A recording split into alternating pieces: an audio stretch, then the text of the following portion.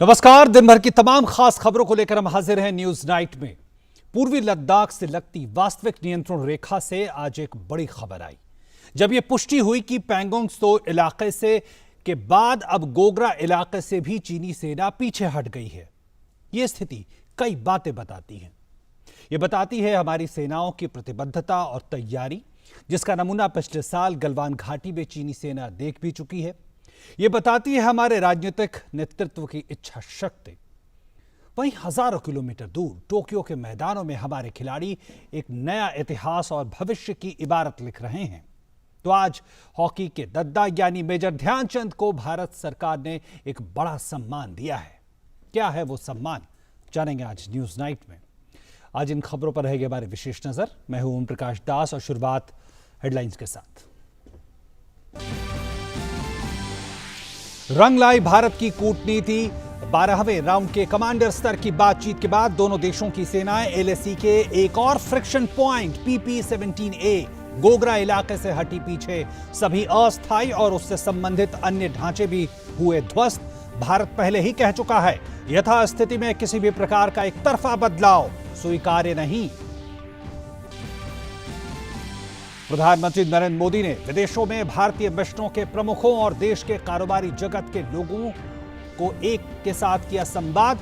निर्यात बढ़ाने के लिए दिए 4 मंत्र। कहा, निर्यात और निवेश बढ़ाने के लिए, रेगुलेटरी बर्डन कम करने के लिए प्रयास, रेट्रोस्पेक्टिव टैक्सेस से मुक्ति का फैसला दिखाता है सरकार की प्रतिबद्धता। तीसरे हफ्ते के आखिरी दिन भी संसद में हंगामा जारी रहा। दोनों सदन सोमवार तक के लिए स्थगित। हंगामे के बीच लोकसभा से 2 बिल पास। लद्दाख में सिंधु केंद्रीय विश्वविद्यालय की स्थापना से जुड़ा केंद्रीय विश्वविद्यालय संशोधन विधेयक पारित। सरकार ने कहा, संसद में हंगामा कर बाहर राजनीति करता है विपक्ष। लोकसभा से कराधान विधि संशोधन विधेयक 2021 पास। 28 मई 2012 से पहले भारतीय परिसंपत्तियों के अप्रत्यक्ष हस्तांतरण के लाभ पर अब पुरानी तारीख से नहीं लगेगा टैक्स। नए विधेयक से पुराने टैक्स विवाद हमेशा के लिए हो जाएंगे खत्म।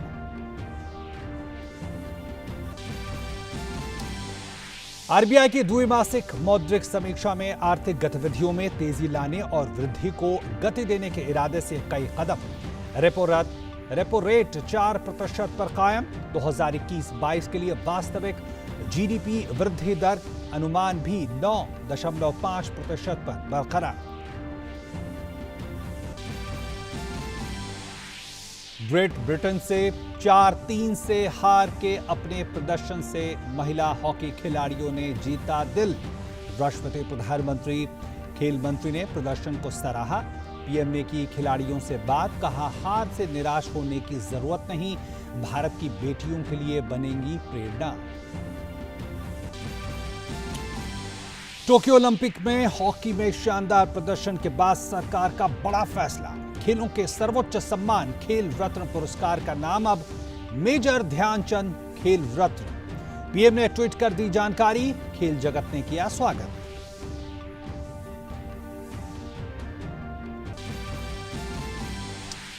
गोल्फर अदिति अशोक का गोल्फ के तीसरे राउंड में भी बेहतरीन प्रदर्शन जारी। फिलहाल दूसरे स्थान पर। कुश्ती में पहलवान बजरंग पुनिया सेमीफाइनल में अजरबैजान के खिलाड़ी से हारे। अब कांस्य पदक के लिए होगा रेपेचाज मुकाबला। पहलवान सीबा बिस्ला पहले ही मैच में हारी।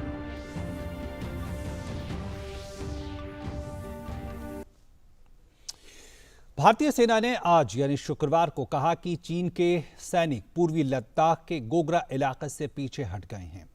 साथ ही डिसएंगेजमेंट के इस कदम को सत्यापित भी किया गया है। लेकिन बड़ी बात यह है कि पिछले साल मई के बाद पैदा हुए तनाव के बाद भारतीय सेना की प्रतिबद्धता की एक इसमें बड़ी भूमिका है। इसकी वजह से पहले पैंगोंग त्सो और अब गोग्रा इलाके में भी चीनी सेना को पीछे हटना पड़ा। भारत की बेहद सटीक कूटनीति एक बार फिर रंग लाई है और इसी के चलते हिंदुस्तान ने चीन को एक बार फिर से पीछे लौटने पर मजबूर कर दिया है। भारत और चीन के बीच पूर्वी लद्दाख में LAC पर लंबे समय से चल रहे गतिरोध में इस हफ्ते उस समय एक बड़ी कामयाबी मिली जब 12वें राउंड के कमांडर स्तर की बातचीत के बाद दोनों सेनाएं LAC के एक और फ्रिक्शन पॉइंट गोगरा इलाके से पीछे हट गयी। 4 से 5 अगस्त के दौरान दोनों सेनाओं ने पीछे हटने की ये कार्रवाई की है। भारत और चीन की सेना के द्वारा बनाए गए सभी अस्थायी और उससे संबंधित अन्य ढांचों को ध्वस्त कर दिया गया है और उसे पारस्परिक रूप से सत्यापित भी किया गया है और मौजूदा वक्त में दोनों देशों की सेनाओं के जवान अपने अपने स्थायी ठिकानों पर वापस पहुंच गए हैं। अभी 12वां राउंड हुआ था कोर कमांडर लेवल का टॉक का हिंदुस्तान और चीन के बीच में, और इसमें जो हमारे बाकी के जो इलाके रह गए थे, हॉट स्प्रिंग, गोगरा और डिस्पांग प्लेन, इनके बारे में बातचीत हुई। और उसके अंदर हमारा जो ये गोगरा हाइट्स के उधर, हॉट स्प्रिंग के उधर, वहाँ पे PP 17, PP 11, 12, 17, 18 हैं वो जो पेट्रोलिंग पॉइंट्स हमारे, तो उनको चाइना ने ब्लॉक कर दिया हुआ था, फॉरवर्ड डिप्लॉयमेंट कर ली हुई थी।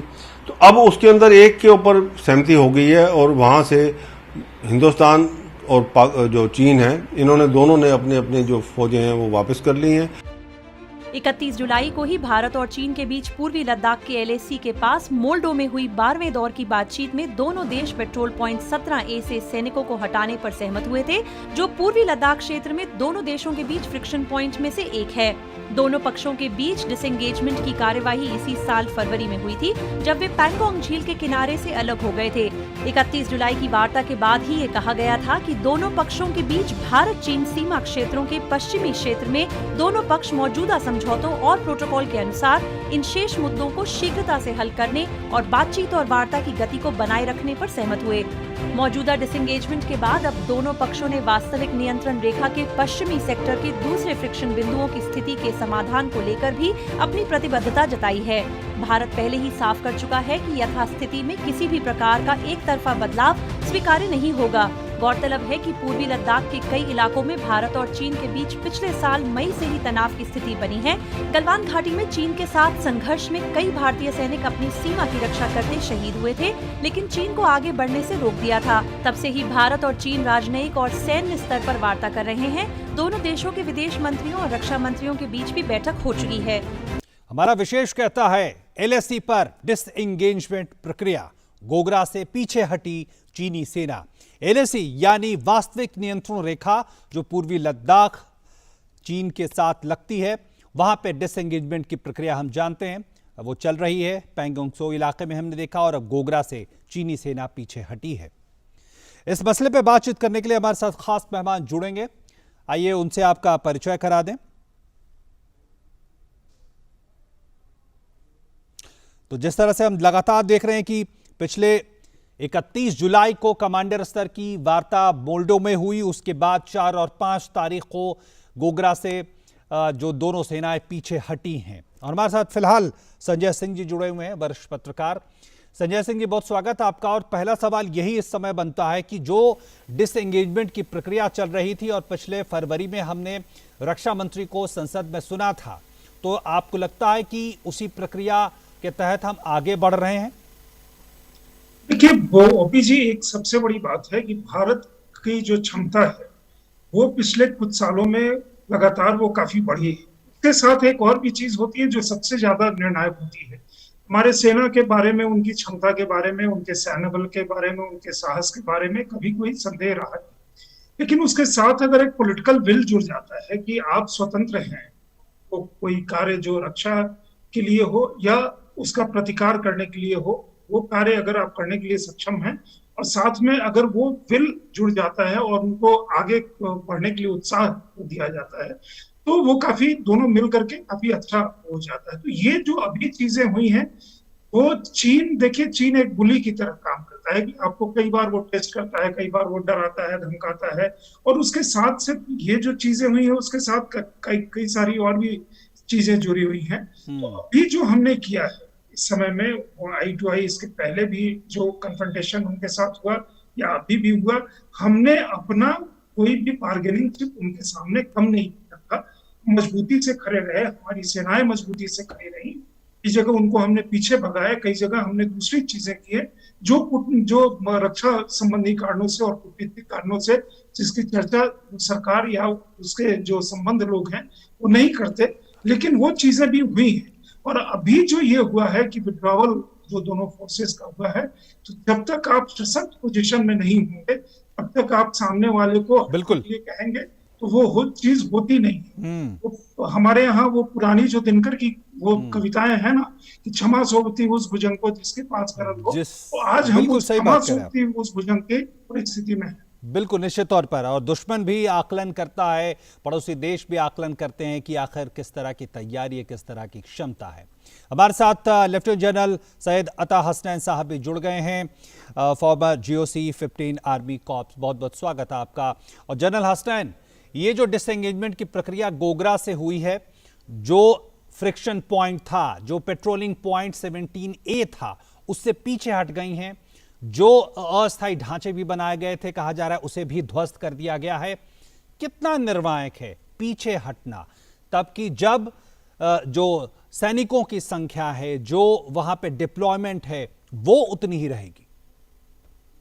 देखिए, जहां तक सवाल है पीछे हटने का, ये तो एक वर्क इन प्रोग्रेस है, क्योंकि आपको मालूम है कि जिस तरह से हम अग्रीमेंट हुआ था पैंगोंग त्सो के लिए और कैलाश रेंज के लिए, वो तो पूरा हो गया। और उसके बाद सवाल उठ रहा था कि ये डेप्सांग जो कि एक लेगेसी प्रॉब्लम है वो कब होगा, और गोजरा का कब प्रॉब्लम हल होगा, हॉट स्प्रिंग का कब होगा, और शायद इसको लेते हुए डेमचौक तक भी बात चल सकती है। तो मैं समझता हूं कि 6 महीने का अरसा निकल चुका है, 6 मंथ गैप हो चुका है, और ये 6 मंथ के गैप के अंदर बहुत लोग समझ रहे थे कि शायद प्रोग्रेस जो है बिल्कुल खत्म हो चुकी है। मगर ये 4 महीने के अरसे के बाद एंगेजमेंट हुआ दोबारा, 31 जुलाई को टॉक्स हुई, और उसके इमीडिएटली बाद 4 दिन के अंदर आप देख रहे हैं कि अग्रीमेंट जो है गोजरा के ऊपर हुआ। अब मैं समझता हूं कि हटना पीछे, एक एक्सक्लूजन जोन बनाना, एक कॉरिडोर बनाना, या एक नोमैन्स लैंड बनाना, ये कोई नेगेटिव चीज नहीं है। इससे क्या होता है कि अगर आप LOC टाइप ऑफ सिचुएशन को बनाएंगे LAC के ऊपर, तो खतरा मोल ले सकते हैं, किसी भी वक्त कोई क्लैश हो सकता है, जैसे गलवान में क्लैश हुआ। इस तरह की टेंशन LAC के ऊपर लगी रहती है, और अगर LAC के ऊपर आईबॉल टू आईबॉल कांटेक्ट के साथ आप डिप्लॉयड रहे, तो कभी ना कहीं कुछ ना कुछ गलती होगी, कुछ खतरा पेश आएगा, और क्लैश होने का बहुत उसमें अंदेशा होता है। तो इसमें कोई ईगो की बात नहीं है। अगर आप 500 मीटर 1 किलोमीटर पीछे हट जाएं, बेशक दूसरी तरफ जो चीन की आर्मी है, PLA है, वो भी एक वेरीफाइबल तरीके से, और ये वर्ड वेरीफाइबल बहुत जरूरी है, वेरीफाइबल तरीके से, ये ना हो कि आप पीछे हट जाएं और चीन की फौज जो है वो वहीं की वहीं डिप्लॉयड पैटर्न पे रह जाए। तो मैं समझता हूं कि इस वक्त 4-5 अगस्त को जो खबरें आ रही है, एक वेरीफाइबल तरीके से ये रीडिप्लॉयमेंट हुआ है, और जो भी ट्रूप्स हैं, तकरीबन कंपनी टू बटालियन स्ट्रेंथ की जो ट्रूप्स हैं वो पीछे हटे हैं।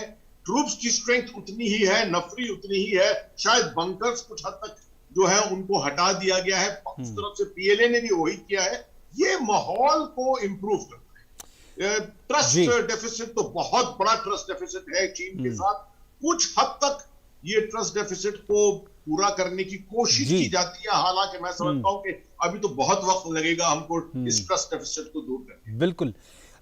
जनरल हसनैन, आप जानते हैं कि LOC से हटकर LAC पे एक प्रक्रिया है, एक मैकेनिज्म हमने बनाया हुआ चीन के साथ, कमांडर स्तर की वार्ता लगातार होती रहती है, और हमने पैंगोंग त्सो इलाके में देखा, और अब गोगरा में हम ये देख रहे हैं। तो आपको लगता है ये जो मैकेनिज्म है वो अपना काम कर रही है? देखिए, इसके ऊपर बहुत लोगों ने क्रिटिसिज्म करा है कि पहले तो एक पहलू तो इसका यह है कि लोग कहते हैं कि LAC को LOC नहीं बनाना चाहिए, कि वो आईबॉल टू आईबॉल कांटेक्ट और लगातार पूरे फ्रिक्शन पॉइंट्स और मीटर टू मीटर डिप्लॉयमेंट जो है वो नहीं करना चाहिए। बिल्कुल सही है वो, क्योंकि उससे जो है खतरा मोल आता है, and that is always problem for future. मगर जहां तक ये मैकेनिज्म इस वक्त चल रहा है, मैं समझता हूं कि अंडर द सर्कमस्टांसेस ये मैकेनिज्म चल रहा है ठीक, क्योंकि अगर आप देखें तो गलवान पिछले साल 15 जून को हुआ, उसके बाद से कोई क्लैश नहीं हुआ है। हालांकि बीच में बहुत अफवाहें फैली हुई थी कि एक और क्लैश हो चुका है, कुछ कैजुअलिटीज हुई है, मगर वो सब गलत सहमत हुआ। तो मैं समझता हूं कि जिस तरह से अग्रीमेंट हुआ पेंगोंगसो में, जहां पर एक एक्सक्लूजन जोन काफी चौड़ा है और कैलाश रेंज में हम ही पीछे हटे हैं और किसी को हटना नहीं पड़ा है वहां पर, मगर अब और गलवान में उससे पहले जो है एक एक्सक्लूजन जोन बनाया गया, एक नोमैन्स लैंड बनाया गया, अब ये गोजरा में बनाया गया है। तो मैं समझता हूँ ये तीसरा इंस्टेंस है जबकि ये एक्सपेरिमेंट किया जा रहा है, और देखेंगे अगर कोई इसमें क्लैश आगे ना हो, पीस बनी रहे, अमन वहां पर शांति बनी रहे, तो मैं समझता हूँ कि उस हालत में ये मैकेनिज्म जो है बेशक काम कर रहा है। एक कोण या एंगल और है संजय सिंह जी, वो ये है कि कूटनीतिक स्तर पर, विदेश मंत्रियों के स्तर पर भी लगातार मुलाकातें हुई। अभी दुशांबे में हमने देखा एस जयशंकर, उनकी मुलाकात चीनी विदेश मंत्री यांग यी से हुई है। तो आपको लगता है कि कई स्तरों पे कोशिशें लगातार चल रही हैं जिसका परिणाम ये हमें एलएसी पे देखने को मिल रहा है?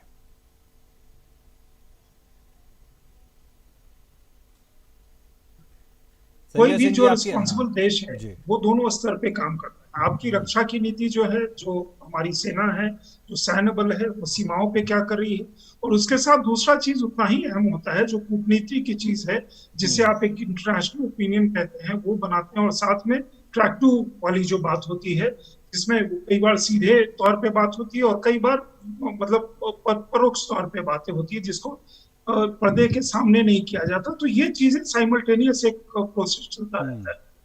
तो हिंदुस्तान और चाइना के बीच में वो चीजें चल रही थी, बातचीत का भी एक दौर जारी था, लेकिन कहीं भी किसी भी समय हम कमजोरी की स्थिति में नहीं थे। जनरली सिचुएशन ये बनाने की कोशिश की जाती है या की जा रही थी चाइना की तरफ से कि भारत एक कमजोर पक्ष की तरह दिखे और वो यहाँ वहाँ अलग अलग तरह से वो बुली का काम करे थे, जिसके कई तरह के कारण है। कुछ चीजें यहाँ हुई, कुछ पाकिस्तान में हुई, कुछ बाकी राष्ट्र में हुई, और चाइना इस तरह से चीजें करता है। जिन चीजों का आप जिक्र कर रहे थे कि कूटनीतिक स्तर पे ट्रैक 1 और ट्रैक 2, वो दोनों चीजें भी काफी कामयाबी के साथ की गई। हमारे यहाँ कुछ लोगों को, हमारे विपक्ष पार्टियों में कुछ लोगों के इसके बारे में बहुत सारी गलत धारणाएं थी, बहुत सारी बातें उन्होंने कही जो नेशनल इंटरेस्ट में, मेरे ख्याल में शायद उन्हें सोच करके कहना चाहिए था। लेकिन चलिए, मतलब अब ये जो एक प्रक्रिया चल रही है बिल्कुल टेंजिबल प्रक्रिया है, इसके पहले भी वो प्रक्रिया चली थी। आज जो वो जनरल हसनैन इस चीज के एक्सपर्ट हैं, उन्होंने भी काफी अच्छे से बताया कि पूरी बात उनकी हम नहीं सुन पाए, लेकिन ये जो चीज है ये काफी संतोषप्रद है और काफी एक सुख का समाचार देता है। बिल्कुल बिल्कुल। जनरल हसनैन, अब आगे जो पूरी प्रक्रिया है, आगे के लिए क्या उम्मीद करेंगे? देपसांग का इलाका है, हॉट स्प्रिंग का इलाका है, उसको लेकर अब आपकी उम्मीदें किस तरह बढ़ती हुई जा रही हैं? देखिए, ऐसा है कि 4 महीने से तो कार्रवाई काफी हद तक बंद थी, जहां तक एंगेजमेंट और डिसएंगेजमेंट का सवाल है। मैं समझता हूं कि जो 14 जुलाई को जो मीटिंग हुई हमारे फॉरेन मिनिस्टर साहब की चाइनीज फॉरेन मिनिस्टर के साथ, उससे इनिशिएशन, एक ट्रिगरिंग हुई, जिससे कि 31 जुलाई को ये टॉक्स हुई और इमीडिएटली उसके बाद 4-5 अगस्त को ये डिसएंगेजमेंट हो गया। अब इससे ये हमें उम्मीद नहीं करनी चाहिए कि 15 दिन के अंदर, 20 दिन के अंदर अगला डिसएंगेजमेंट शुरू हो जाएगा। ये चीजें बहुत धीरे धीरे आगे बढ़ती हैं। चीन भी ओवरनाइट, मैं समझता हूं कि 4-6 महीने में ये सब खत्म नहीं करेगा, क्योंकि जितनी जल्दबाजी के साथ वो डिसएंगेज करके निकलेगा पीछे, उतना ज्यादा साबित होगा कि ये गलती जो है वो चीन की है। तो इसलिए वो यहाँ पर कुछ दिन रहेगा, कुछ हालात पैदा करेगा, इस तरह के चैलेंजिंग हालात पैदा करेगा, और तब धीरे धीरे एंगेजमेंट के साथ ये डिसएंगेजमेंट होगा। तो मैं समझता हूं कि हमें उम्मीद रखनी चाहिए कि शायद इस साल के सर्दी के मौसम से पहले, जो तकरीबन नवंबर के महीने में आता है, नवंबर के महीने से पहले कुछ किसी एक और शायद पॉइंट के ऊपर इस तरह का डिसएंगेजमेंट हो जाए तो बहुत अच्छा है। देपसांग के इलाके में हो, ये तो मुझे मुमकिन नहीं लगता इस वक्त, क्योंकि आर्मी खुद ही कहती है कि ये एक लेगेसी प्रॉब्लम है, जो कि 2013 में शुरू हुआ, तो 2013 से चला आ रहा है। और अगर मिलिट्री अप्रिसिएशन के तौर पर देखें, तो अगर चीन को फिक्र करने की जरूरत है तो वो देपसांग के बारे में फिक्र करने की जरूरत है। क्योंकि वो ऐसा दिशा है जहां से भारत भी कुछ हद तक कुछ ऑफेंसिव ऑपरेशंस जो है वो चीन की तरफ कर सकता है। तो इसकी वजह से हमें अंदेशा नुकसान के बारे में नहीं होना चाहिए ज्यादा, मगर मैं समझता हूं कि हॉट स्प्रिंग जो कि बिल्कुल गोजरा के साथ लगा हुआ है 1.5 to 2 किलोमीटर डिस्टेंस पे है, शायद वहां पर इस तरह का डिसएंगेजमेंट शायद हो जाए। बिल्कुल, जिस तरह से संजय सिंह आप कह रहे हैं कि एक बड़ी एक आशाजनक खबर है और है भी, क्या आप कहेंगे कि जिस तरह से हम जानते हैं हमारे यहाँ परंपरा रही है कि सेना राजनीतिक नेतृत्व के पीछे चलती है, और आपको लगता है कि जो राजनीतिक नेतृत्व है उसने जिस तरह से अपने सेनाओं पे भरोसा जताया है, जिस तरह से दृढ़ इच्छा शक्ति दिखाई है, और सिर्फ वहाँ पे नहीं वैश्विक स्तर पे भी जिस तरह से कूटनीतिक स्तर पे भी इसको लेकर प्रतिबद्धता दिखाई है, दृढ़ता दिखाई है, उसका एक परिणाम है कि हम इस प्रक्रिया को तेजी से आगे बढ़ता हुआ देख रहे हैं। देखिए, भारत एक लोकतांत्रिक देश है और उसकी प्रक्रिया के तहत सेना जो है अपना काम करती है, लेकिन बड़े जो डिसीजंस होते हैं, जो स्ट्रेटेजिक बड़े डिसीजंस होते हैं, वहां पॉलिटिकल बैकिंग की या नॉट की जरूरत होती है। अब इसमें कोई ऐसी छुपी हुई बात नहीं है। फर्क तब पड़ता है जबकि आपकी जो सरकार है, जो केंद्र की सरकार है, वो सरकार मजबूत हो, एक और मजबूत से खड़े होने की क्षमता हो, और अपने लोगों को सैन्य जो बल है और उनकी जो लीडरशिप है उनका हौसला अफजाई करने के लिए आप हर समय उनके साथ खड़े हों और उन्हें आप खुली छूट दें, और बाकी जिस समय में उनकी जो जरूरत हो उन जरूरतों का आप समाधान करें। अगर ये आप करने लगते हैं तो सेना का हौसला बढ़ जाता है। हमारी सेनाएं वही जो सेनाएं पहले थी, तो उनके अंदर हौसला वही था। ये जो एक डिफरेंस लेकर के पॉलिटिकल विल अगर साथ में होता है और उसकी जो बैकिंग होती है वो सशक्त रूप से आपके साथ खड़े होते हैं, तो फिर सेना का जब मनोबल बढ़ता है तो वो चीजें आपको ग्राउंड पे दिखने लगती हैं जो आज हमें दिख रही है। निश्चित तौर पर बहुत बहुत धन्यवाद संजय सिंह जी और जनरल हसनैन, आपका हमारे साथ जुड़ने के लिए बहुत बहुत धन्यवाद। और न्यूज नाइट में यहां पे रुकेंगे छोटे से ब्रेक के लिए, आप बने रहे हमारे साथ। और बात ओलंपिक की। भारतीय महिला हॉकी टीम टोक्यो ओलंपिक में कांस्य पदक तो हासिल नहीं कर सकी, लेकिन उन्होंने जिस दिलेरी से ग्रेट ब्रिटेन जैसी मजबूत टीम से संघर्ष किया वो भुलाए नहीं भूलेगा।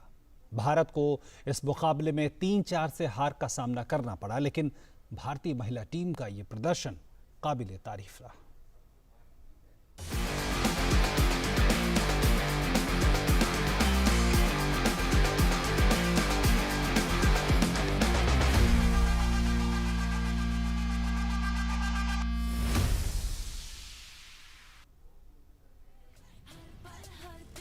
टोक्यो ओलंपिक में शुक्रवार को देश की उम्मीदें चरम पर थी।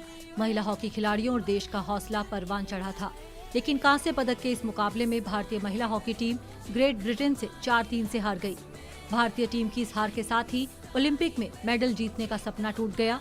दूसरे क्वार्टर में 3-2 की बढ़त बना चुकी भारतीय टीम इस बढ़त को अंत तक बरकरार नहीं रख सकी और टीम को इस मैच में 4-3 से हार का सामना करना पड़ा। हालांकि खिलाड़ी निराश नहीं हैं। I know with this team, if I'm angry on them, they know, okay, it's serious. And Jan took a lot of individual meetings with the girls, and they really found the key for the next match themselves. And I think that was an important point in the match, in the tournament. भारतीय team की इस हार के बाद पूरा देश मायूस है, पर टीम ने टोक्यो ओलंपिक में जो ऐतिहासिक प्रदर्शन किया, उस पर पूरे देश को उन पर गर्व है। राष्ट्रपति रामनाथ कोविंद ने भारतीय महिला हॉकी टीम की प्रशंसा करते हुए ट्वीट किया। उन्होंने लिखा, भारतीय महिला हॉकी टीम ने मैदान पर शानदार प्रदर्शन किया और अपने बेहतरीन खेल की बदौलत हर भारतीय का दिल जीता। हमें आप सभी पर गर्व है। प्रधानमंत्री ने भारतीय महिला हॉकी टीम को कांस्य पदक के लिए हुए मुकाबले में जबरदस्त संघर्ष दिखाने के लिए उनके प्रदर्शन की सराहना करते हुए कहा, हम महिला हॉकी में बेहद करीब आकर मेडल से चूक गए, लेकिन ये टीम न्यू इंडिया की भावना को दर्शाती है, जहां हमने अपना सर्वश्रेष्ठ दिया और नए रास्ते खोले। सबसे बड़ी बात यह है कि टोक्यो ओलंपिक में उनकी ये सफलता भारत की बेटियों को हॉकी को आगे ले जाने के लिए प्रेरणा का स्रोत बनेगी। इस टीम पर गर्व है। केंद्रीय खेल मंत्री अनुराग सिंह ठाकुर ने ट्वीट किया, भारत की बेटियां हमारी दृढ़ निश्चयी एथलीट, हमें आप पर बेहद गर्व है। हमारी महिला हॉकी टीम द्वारा विश्वास और लड़ाई की भावना की एक विशाल छलांग है, एक विरासत जो हमें और भी बेहतर करने के लिए प्रेरित करेगी। आपने हमें रास्ता दिखाया है। खिलाड़ियों के परिवार में भी प्रदर्शन को लेकर उत्साह है। खेल दिए वो होते हैं, अपने पापा का सपना पूरा कर दिया। लड़ती रही जी, आज बड़े दिलो जान से लड़ती रही, ये नहीं है कि पीछे हट गई। ये तो देखो चलती रहती है यार जीत, एक तो होना था, अगर बराबर भी हो जाते स्ट्रोक का पानी बात, फिर भी एक टीम तो जीत दी ना, हमें अब भी जीत है उसकी। अभी हम लोग को बहुत खुशी है क्या के लिए आज इस ओलंपिक खेल में अच्छी तरह से प्रदर्शन कर सके। हौसला इनका, लड़कियों का हौसला बढ़ा है मैच को देख के, और हम सबका, देशवासियों का हौसला बढ़ा है। भारतीय महिला हॉकी टीम ने जिस तरह से अपने सफर की शुरुआत की थी, उसे देखकर कोई नहीं कह सकता था कि भारतीय टीम सेमीफाइनल या ब्रॉन्ज के लिए मुकाबला करेगी। 25 जुलाई को अपने ओलंपिक सफर का आगाज करने वाली भारतीय टीम को अपने पहले ही मैच में नेदरलैंड्स के हाथों 5-1 से करारी हार मिली। लगातार 3 हार के बाद जीत की पटरी पर लौटी टीम ने जबरदस्त वापसी की और दक्षिण अफ्रीका और फिर 3 बार की चैंपियन ऑस्ट्रेलिया को हराकर सेमीफाइनल में जगह बनाई। कांस्य पदक के लिए हुए मुकाबले में ब्रिटेन ने भारत को 4-3 से मात दी। भारतीय महिला हॉकी टीम भले ही टोक्यो ओलंपिक में पदक न जीत पाई हो, पर उन्होंने जो शानदार प्रदर्शन किया उस पर पूरे देश को गर्व है। भारत की इन बेटियों के शानदार खेल को देखते हुए पूरे देश को विश्वास है कि भारतीय महिला हॉकी टीम पेरिस ओलंपिक में देश के लिए पदक जरूर जीतेगी।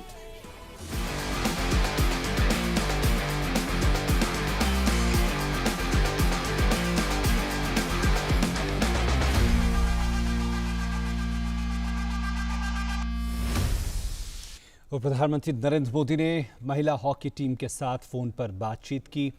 आइए देखते हैं। नमस्कार सर। हाँ जी नमस्कार सर। नमस्ते नमस्ते। देखिए आप सब लोग बहुत बढ़िया खेले हैं। आपने इतना पसीना बहाया पिछले 5-6 साल से, सब कुछ छोड़ छाड़ करके आप इसी में साधना कर रहे थे। आपका पसीना पदक नहीं ला सका, लेकिन आपका पसीना आज देश की करोड़ों बेटियों की प्रेरणा बन गया है। और मैं टीम के सभी साथियों को और आपके कोच को सबको बधाई देता हूं। Thank you sir, thanks a lot. आपने इतना इनकरेज किया हमारी टीम को, so thank you so much. और निराश बिल्कुल नहीं होना है। अच्छा, मैं देख रहा था नवनीत की आंख पर कुछ चोट आई है। हाँ जी, कल उसको चोट आई थी, उसको 4 स्टिचेस लगे हैं। तो अरे बाप रे, मैं देख रहा था उसको काफी, अभी ठीक है, उसकी आंख को तो कोई तकलीफ नहीं हुई है ना?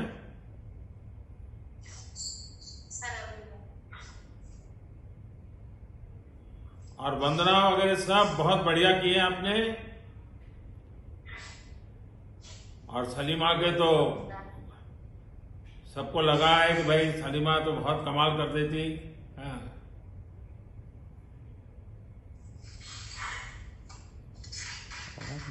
Sir thank you so much. आप लोग रोना बंद कीजिए, मेरे तक आवाज आ रही है। देखिए, देश आज आपका पर गर्व कर रहा है। बिल्कुल निराश नहीं होना है। और कितने दशकों के बाद हॉकी भारत की पहचान फिर से एक बार पुनर्जीवित हो रही है, आपके लोगों की मेहनत से हो रही है।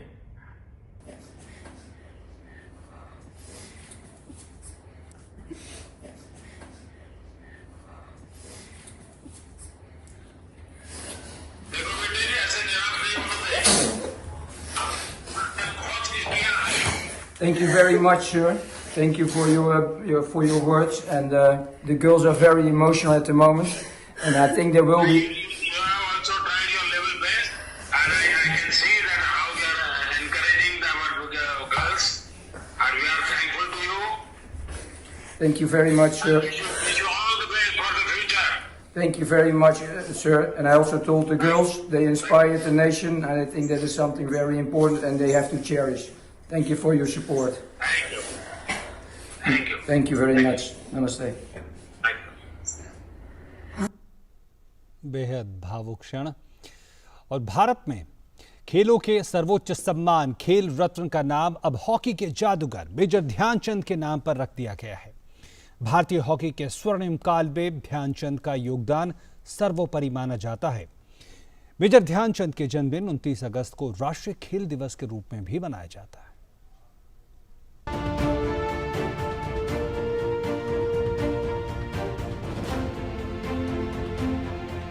देश का एक ऐसा खिलाड़ी जो जादूगर था। मैदान पर उसकी चपलता ऐसी कि विरोधी भी मात खा जाते थे। स्टिक की बाजीगरी ऐसी कि हर एक टच गोल पोस्ट पर ही जा रुकता था। ये हैं हॉकी के महान खिलाड़ी मेजर ध्यानचंद, जिनकी तरह न कोई था और न कोई है। ऐसे महान खिलाड़ी के प्रति राष्ट्र ने एक बार फिर से कृतज्ञता व्यक्त की है। ठीक एक दिन बाद जब टोक्यो ओलंपिक में भारतीय पुरुष हॉकी टीम ने 41 साल बाद ओलंपिक खेलों में कोई पदक जीता। देश में खेल के सर्वोच्च सम्मान खेल रत्न का नाम अब मेजर ध्यानचंद खेल रत्न पुरस्कार कर दिया गया है।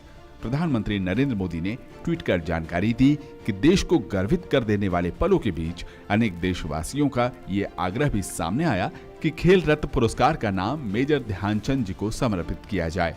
लोगों की भावनाओं को देखते हुए इसका नाम अब मेजर ध्यानचंद खेल रत्न पुरस्कार किया जा रहा है। जय हिंद। मेजर ध्यानचंद को दिए गए इस सम्मान को लेकर पूर्व हॉकी खिलाड़ी अशोक ध्यानचंद ने एक प्रेरणादायी कदम करार दिया है। खेल रत्न पुरस्कार जो खेलों में सबसे बड़ा होता है, उस पुरस्कार को जो मेजर ध्यानचंद जी के ही बर्थडे के ऊपर जो उनका जन्मदिन है, जिसको कि सरकार ने संसद के अंदर मान्यता देकर इस दिन को सेलिब्रेट करने का अनुमोदन किया था, उस दिन ध्यानचंद जी के बर्थडे के ऊपर ध्यानचंद जी का अवार्ड जो कमतर तो नहीं कहूँगा मैं, क्योंकि खिलाड़ी जब कोई अवार्ड पाता तो उसकी कोई कीमत नहीं होती है। हाँ, ये बेहतर है कि कुछ अवार्ड ऐसे थे जो जिनकी कीमत कुछ ज़्यादा थी। वैसी ये फीलिंग, ये बात कहाँ से आई होगी मैं समझ नहीं पा रहा हूँ इस बात को, जो बहुत बड़ी बात है और बहुत ऊंचाई वाली बात है। वहीं केंद्रीय गृह मंत्री अमित शाह ने भी ट्वीट कर लिखा कि देश के सर्वोच्च खेल सम्मान खेल रत्न अवार्ड को देश के महानतम खिलाड़ी मेजर ध्यानचंद जी के नाम पर रखना उन्हें सच्ची श्रद्धांजलि है। यह खेल जगत से जुड़े हर एक व्यक्ति के लिए गर्व का निर्णय है। मैं इसके लिए प्रधानमंत्री नरेंद्र मोदी जी का सभी देशवासियों की ओर से अभिनंदन करता हूं। केंद्रीय खेल मंत्री अनुराग सिंह ठाकुर ने ट्वीट करते हुए इसका स्वागत किया। उन्होंने लिखा, मेजर ध्यानचंद भारत की सबसे महान और लोकप्रिय खेल हस्ती हैं। ये एकदम सही है कि भारत के सर्वोच्च खेल सम्मान का नाम उनके नाम पर रख दिया जाए। उनके जीवन और उनकी उपलब्धियों ने देश का नाम रोशन करने वाले खिलाड़ियों की कई पीढ़ियों को प्रेरणा दी है। सरकार के निर्णय का खेल से जुड़े कई अन्य खिलाड़ियों ने भी स्वागत किया है। It's absolutely historic, and in fact, all the sports awards should be named after a sportsman, and what bigger than naming it after Major Dhyanchand, what he's done for the country. I think it's unparalleled to any other sportsman. प्रधानमंत्री के निर्णय से मैं बड़ी खुशी हुई जो उन्होंने राजीव गांधी खेल रत्न का नाम बदलकर मेजर ध्यानचंद जी के नाम पे रखा गया है। इससे हमें सब खिलाड़ियों को बहुत प्रेरणा मिलेगी। धन्यवाद मोदी जी। मेजर ध्यानचंद भारतीय हॉकी की पहचान है। 8 बार की ओलंपिक चैंपियन रही भारत हॉकी के स्वर्णिम काल में ध्यानचंद का योगदान सर्वोपरि रहा। 1928 के एम्स्टर्डम ओलंपिक में उन्होंने भारत की ओर से सबसे ज्यादा 14 गोल दागे थे। उस वक्त एक अखबार ने लिखा था कि यह हॉकी नहीं बल्कि जादू है और ध्यानचंद हॉकी के जादूगर हैं। मेजर ध्यानचंद ने भारत को 1928, 1932, 1936 में 3 स्वर्ण पदक दिलाने में अहम भूमिका निभाई थी। ध्यानचंद के जन्मदिन 29 अगस्त को राष्ट्रीय खेल दिवस के रूप में भी मनाया जाता है। और ओलंपिक की दूसरी गतिविधियों की बात करें तो भारतीय गोल्फर अदिति अशोक ओलंपिक में इतिहास रचने की ओर बढ़ चली है, क्योंकि तीसरे राउंड के बाद भी वो दूसरे पायदान पर अपनी पकड़ मजबूत उन्होंने कर ली है। तो सेमीफाइनल में हारने के बाद पहलवान बजरंग पुनिया कांस्य पदक के इरादे के साथ रेपेचाज मुकाबलों में उतरेंगे। वह कुश्ती में भारत की महिला दावेदारी बगैर पदक जीते ही खत्म हो गई।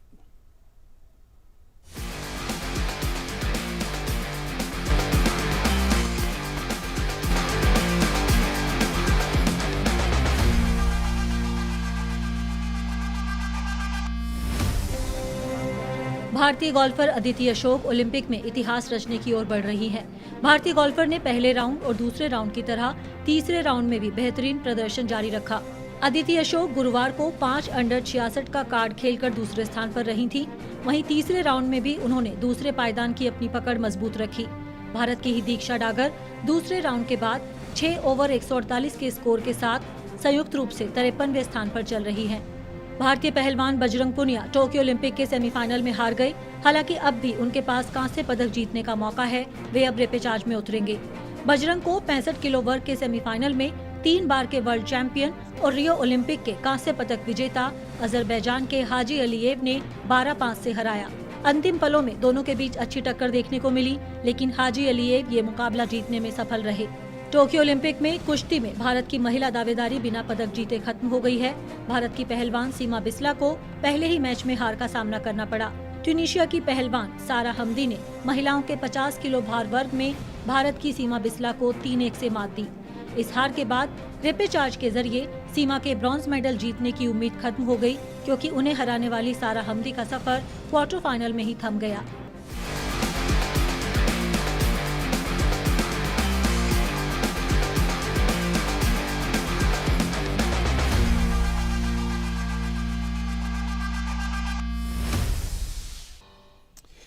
ब्रेक के बाद एक बार फिर से आपका स्वागत। प्रधानमंत्री नरेंद्र मोदी ने विदेशों में भारतीय मिशनों के प्रमुखों और देश के कारोबारी जगत के लोगों के साथ आज संवाद किया।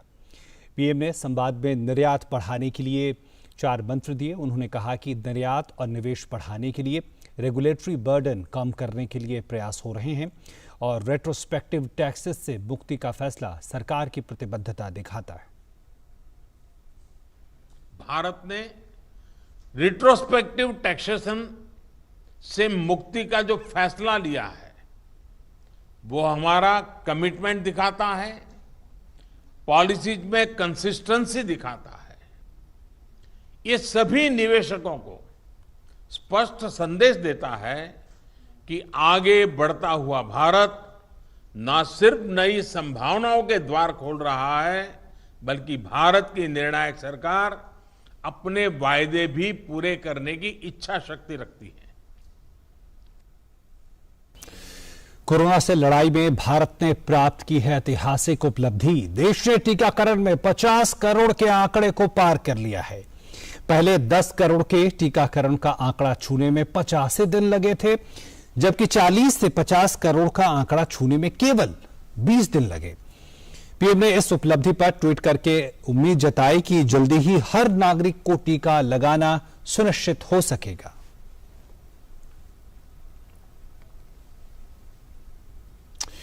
वहीं भारतीय रिजर्व बैंक आज द्विमासिक मौद्रिक नीति की उन्होंने घोषणा की।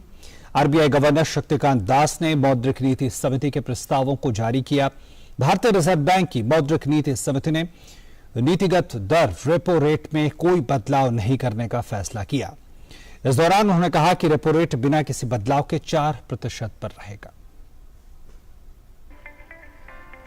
शुक्रवार को जब भारतीय रिजर्व बैंक ने द्विमासिक मौद्रिक नीति का ऐलान किया तो आर्थिक गतिविधियों में तेजी लाने के लिए और वृद्धि को गति देने के इरादे से कई कदमों का ऐलान किया। आर्थिक वृद्धि को गति देने तथा मुद्रास्फीति को लक्ष्य के अंतर्गत रखने के लक्ष्य को ध्यान में रखते हुए आरबीआई ने प्रमुख नीतिगत दर रेपो में कोई बदलाव नहीं किया और इसे रिकॉर्ड न्यूनतम स्तर पर बरकरार रखा। इसके साथ ही केंद्रीय बैंक ने अर्थव्यवस्था के अभी तक पूरी तरह से कोविड-19 संकट से नहीं उबर पाने के कारण मौद्रिक नीति के रुख को नरम बनाए रखने का भी फैसला किया।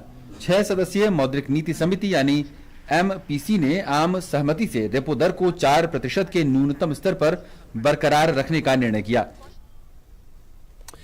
और इसके साथ न्यूज नाइट के आज के अंक में इतना ही। नमस्कार।